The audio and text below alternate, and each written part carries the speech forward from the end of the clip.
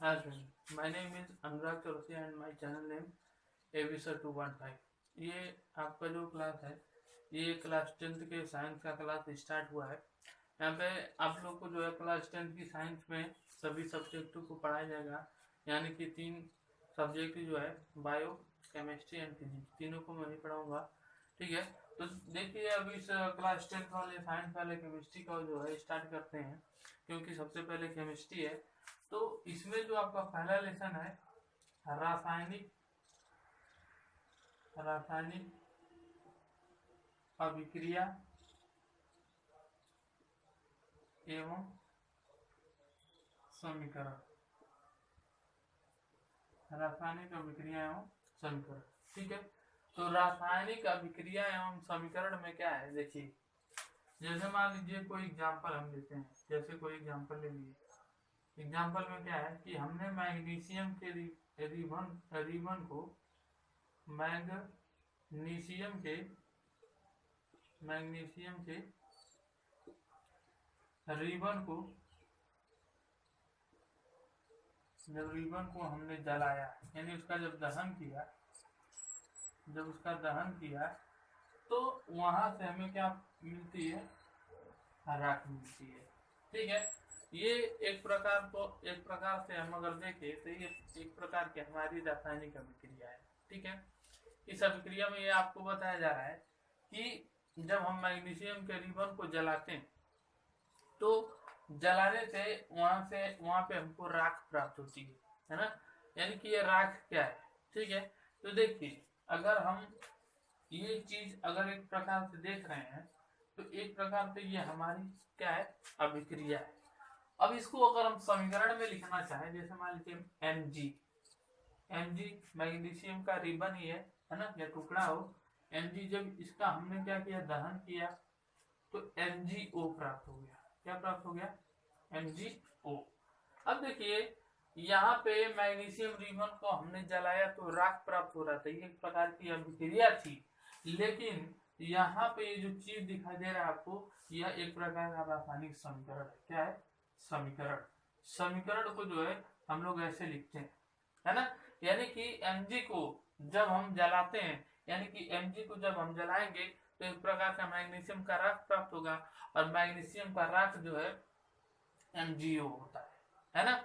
देखिए अब यहाँ पे आप ये सोचेंगे कि यह अभिक्रिया एक तरफ से देखा जाए तो इसे संतुलित और असंतुलित ही इसी चैप्टर में सबसे महत्वपूर्ण चीज है। इस पहले चैप्टर से संतुलित और असंतुलित ही पूछता है। ठीक है, तो 1 मिनट मुझे देखना है, वीडियो चल रही नहीं, हाँ चल रहा है। ठीक है, तो मैग्नीशियम जो है एक प्रकार का ये अभिक्रिया है। इस चैप्टर में ये देखना है कि ये संतुलित है कि असंतुलित है। तो अगर एक तरीके से देखा जाए कि मैग्नीशियम यहाँ पे हमारा असंतुलित, यानी कि ये जो अभिक्रिया असंतुलित है। कैसे कि यहाँ पे देखिए ये जो है अभिकारक होते हैं, जो है अभिकारक, और ये जो हमारा क्या है, उत्पाद है। क्या है, उत्पाद। ठीक है, तो सबसे पहले देखिए अब रासायनिक अभिक्रिया में जो अभिकारक है वो उत्पाद है, उसका डिफिनीशन भी हमें जानना है। ठीक है, ये कैसा डिफिनीशन है, देखिए इसका अभिकारक क्या है। जो रासायनिक अभिक्रिया में भाग लेते हैं उसे क्या कहते हैं, अभिकारक।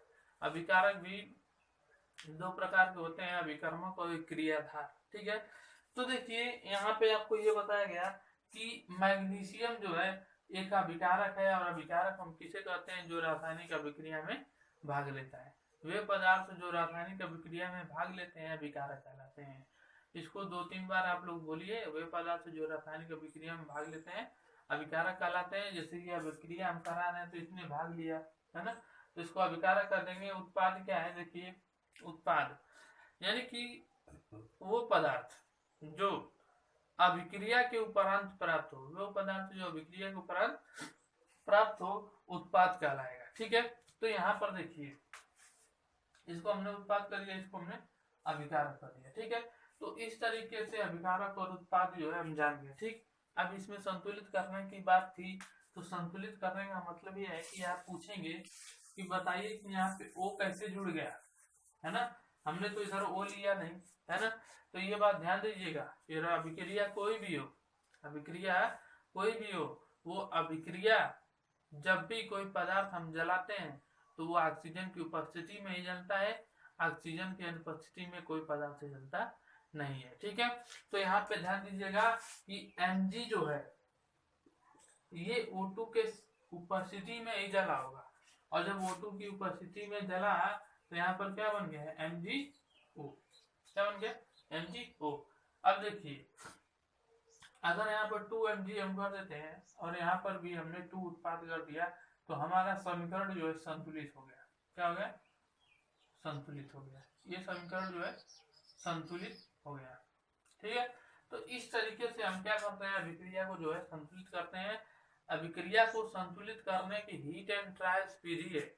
हीट एंड ट्रायल्स विधि कुछ चरण 6 चरण 7 चरण में है, उस चरण को मैं आपको बताऊंगा। ठीक है, लेकिन इसको सबसे पहले समझिए कि जब भी कोई अभिक्रिया होगा और उस अभिक्रिया में उसका जो अभिक्रिया का जो क्रिया होता है वो अलग होता है और जो उसका समीकरण होता है वो अलग होता है। जैसे देखिए हमने कह दिया कि मैग्नीशियम को जब हमने जलाया तो राख प्राप्त हुआ, तो जो मैग्नीशियम को हमने जलाया तो राख प्राप्त हुआ।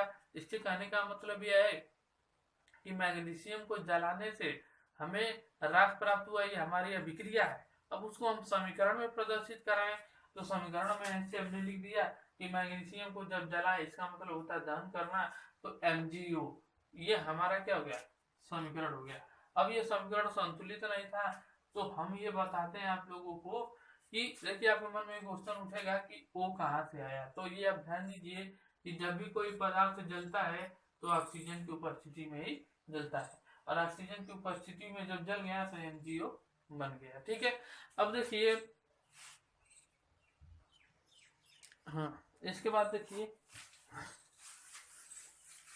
कुछ अभिक्रिया के जो है प्रकार है, कुछ क्रिया के आधार पर कुछ इनके प्रकार है और कुछ अभिक्रिया के आधार पर उनके प्रकार है। ठीक है, तो मुख्य रूप से हम सबसे पहले जब भी रासायनिक अभिक्रिया एवं समीकरण हम देखते हैं तो उसके बीच में हम 2 प्रकार का तीर देखते हैं, एक ये वाला और दूसरा ये वाला। ठीक है, तो देखिए बता रहा था कि जब भी हम अभिक्रिया देखते हैं तो ये 2 प्रकार का तीर देखते हैं ना, तो इसका मतलब होता है अनुत्क्रमणीय अभिक्रिया, इसका मतलब होता है उत्क्रमणीय अभिक्रिया। ठीक है, और यहाँ से ये इसका हम एग्जांपल लेते हैं।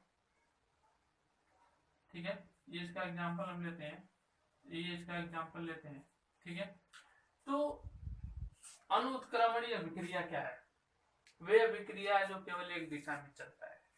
जैसे दूध से दही बन गया तो दही से तो दूध बनेगा नहीं ना, तो ये अभिक्रिया केवल एक दिशा में चलता है, यानी कि वह अभिक्रिया जो केवल एक दिशा में चलता है उसे हम क्या कहते हैं, अनुत्क्रमणीय अभिक्रिया। ठीक है, उसके बाद उत्क्रमणीय अभिक्रिया, ये अभिक्रिया दोनों दिशाओं में चलते हैं, यानी कि यह अभिक्रिया दोनों दिशा में अग्र और पश्च, यानी कि जब जल से बर्फ बन जाता है तो बर्फ से जल भी बनेगा, यानी कि ये वे अभिक्रिया जो दोनों दिशाओं में चलते हैं उसे हम क्या कहते हैं, अनुत्क्रमणीय अभिक्रिया। ठीक है, इसके बाद देखिए इसमें थोड़ा सा वीडियो एडिट की वजह से थोड़ा सा प्रॉब्लम हो गई है, मैं वीडियो बना रहा था तो वीडियो बीच में रुक गया था, इसके लिए मैं सॉरी मांगता हूँ आप लोगों से। ठीक है, तो देखिए अब आगे चलते हैं। यहाँ पे इसको अभिक्रिया के जो बीच में आधार के आधार पे इसको जो बांटा गया, यानी कि उसकी क्रिया के आधार पे जब इसको बांटा गया तो ये 2 प्रकार के निकले। कौन कौन से, अनुत्क्रमणीय अभिक्रिया और उत्क्रमणीय अभिक्रिया। वैसे तो अभिक्रिया बहुत है, ऊष्माक्षेपी अभिक्रिया, संयोजन अभिक्रिया, वियोजन अभिक्रिया, ऊष्माशोषी अभिक्रिया, ये सब अभिक्रियाओं के जो है काफी प्रकार है, लेकिन अभिक्रिया के आधार पे मतलब वो किस दिशा में जाके विस्थापित होगा इसके आधार पे केवल 2 प्रकार के होते हैं, उत्क्रमणीय अभिक्रिया और अनुत्क्रमणीय अभिक्रिया। उत्क्रमणीय अभिक्रिया दोनों दिशाओं में चलती है और अनुत्क्रमणीय अभिक्रिया केवल एक दिशा में चलती है। ठीक है, तो आज के लिए मैं बस इतना ही वीडियो बना रहा हूँ, इसके बाद जो है कल से आप लोगों का काफी लंबा वीडियो जाएगा। ठीक है, इसको देखने के बाद आप लोग प्लेलिस्ट में जाके वहां से प्लेलिस्ट में आपको बेस ऑफ केमिस्ट्री मिलेगी, बेस ऑफ केमिस्ट्री को जो है आप लोग पढ़िए अगर आप बेस अपना तैयार कर लेते हैं तो केमिस्ट्री को समझने के लिए बहुत ही आसानी से आप जो है केमिस्ट्री के हर क्वेश्चन को सॉल्व करेंगे। ठीक है, तो देखने के लिए वीडियो बहुत बहुत धन्यवाद। और आप लोगों से रिक्वेस्ट है, प्लीज़ इसे जो है अधिक से अधिक शेयर कीजिए और कमेंट कीजिए ताकि मैं आगे का वीडियो जो है बनाता रहूं। और शेयर करते हुए ये भी भूलिए साथ में कि प्लीज़ सब्सक्राइब करें चैनल को। और सब्सक्राइब होने से अगर मेरा सब्सक्राइब बढ़ जाए तो मैं ऑनलाइन क्लास भी चलाऊँगा। ऑनलाइन में थोड़ा सा प्रॉब्लम हो रहा है क्योंकि 1000 सब्सक्राइबर चाहिए। ठीक है, तो इसके लिए बस इतना ही। इसके बाद आगे का वीडियो आप लोग को बताया जाए।